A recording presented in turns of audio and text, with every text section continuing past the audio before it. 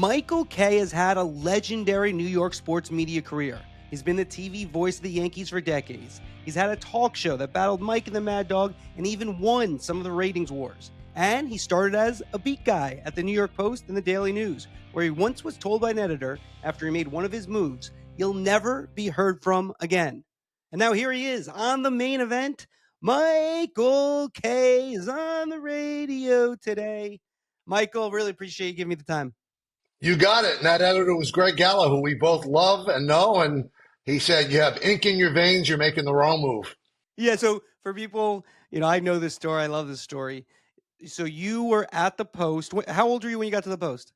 Right out of college. So I was 21. I was a clerk at the Post. So Michael went to Fordham, got the clerk job, which is you work on the agate pages, which are the statistics pages. Then you get to write.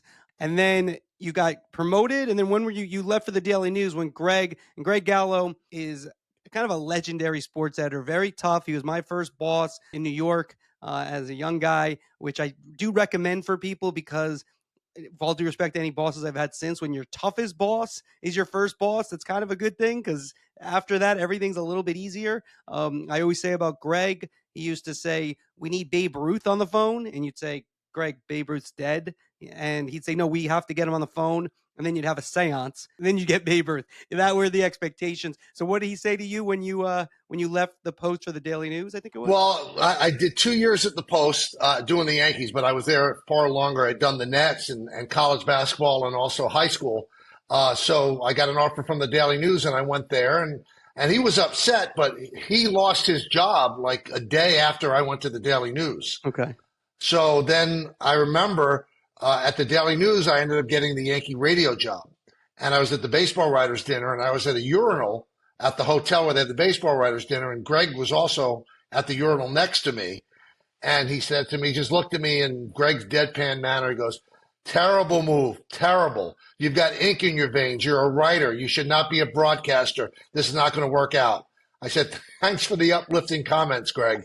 And that was 35 years ago. That sounds like Greg. Joel Sherman, who we had on as the main event a little while back, he also had a similar story with Greg. I think it was let go, or maybe he was hired. It might have been around the same time. We got to take care of our sponsor, WSC Sports AI. They are the leaders in it. If you need to use AI, they have asset management capabilities. They've been added into the platform out of the box. No extra cost for all clients, old and new. No longer do you need to juggle or pay for multiple tools to complete your content workflows. It all happens in one place. Go to WSC Sports in the show notes. Click the link, yellow demo, and tell them Marchand sent you. We're twice a week podcast. You can subscribe at andrewmarchand.com. So, Michael, all right. So then you go from the Post to the Daily News, and then you get the radio job. I've always been curious about it. How did that happen? Because it's hard to go. And I think you were on like once they used to have the Daily News inning on their broadcast. So how did that happen that you went from being a beat guy? I think you're a columnist at that point, perhaps. And then a beat guy. Just a beat guy. Okay. Yeah. Just a beat guy. And then you got the radio job. What happened there? Well, it turned out, Andrew, that not only did I have that fifth inning hit that I was on every single game, but I was also their rain delay guy. They would always go to me because I could talk. And I had a pretty decent relationship with John Sterling. And Joe Angel, who was working with John at the time, they just didn't get along. Didn't get along at all. It was like oil and water. And Joe just left. He didn't leave and he had another job. He just left. He did not want to work with John anymore. So then this position was opened up. And I also had some visibility because I was doing the post-game hit on the MSG network. MSG had gotten the rights at that time. So I would go into the Daily News allowed me to do this, which to this day I don't know why. They allowed me to go into the clubhouse and I'd say tomorrow's news today. And the only thing the Daily News said was, introduce you as the Daily News and don't break any stories on the postgame show. So I said, that's fair. But I would give them that. And what I pitched to MSG at the time was, why is TV always beaten by newspapers when TV is a medium of immediacy and the newspaper has to at least wait a day? This was before Twitter or X or social media.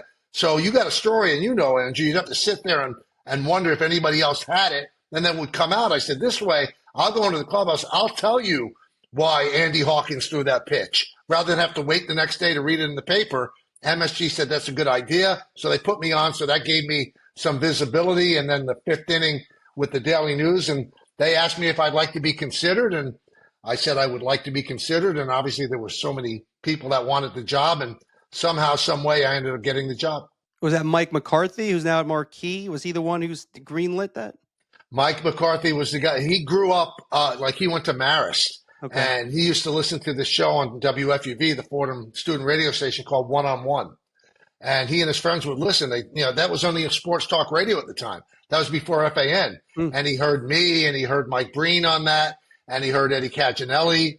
And he once said to his buddies, "If I ever get in a position, I'm going to hire those guys."